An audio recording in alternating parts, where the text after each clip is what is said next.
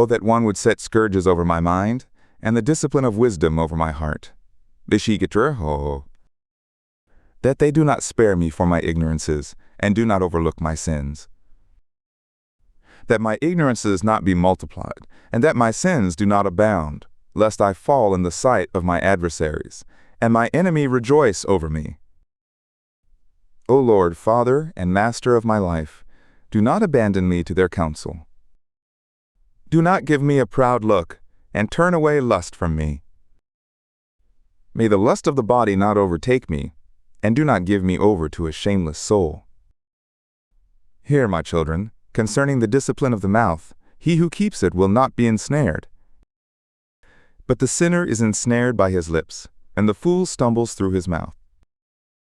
Do not accustom your mouth to an oath, and do not make a habit of naming the Holy One. For as a servant who is continually scourged does not lack the marks of a blow, so he who swears and continually names the Holy One is not cleansed from sin.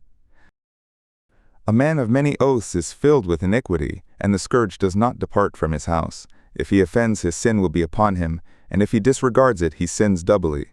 And if he swears without need, he will not be justified, and his house will be filled with calamities. There is a manner of speech that is to be compared with death.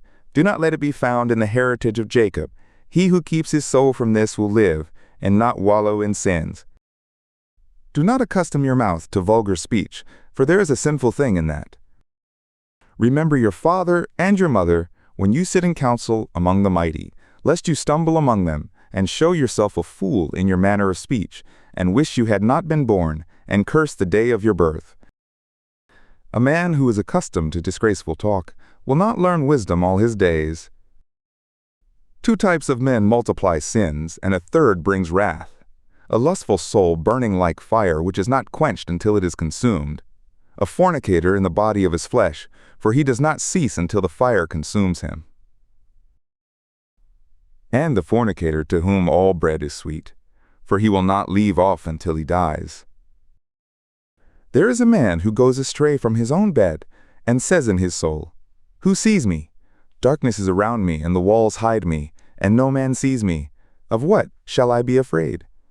The Most High does not remember my sins. And he does not perceive that the eyes of the Lord are 10,000 times brighter than the sun, beholding all the ways of men, and looking into secret places. For all things are known to him before they are created, so also he sees them after they are perfected.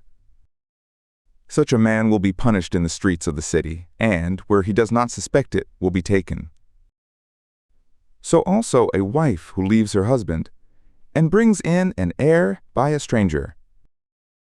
First, she is disobedient to the law of the Most High. Second, she trespasses against her own husband.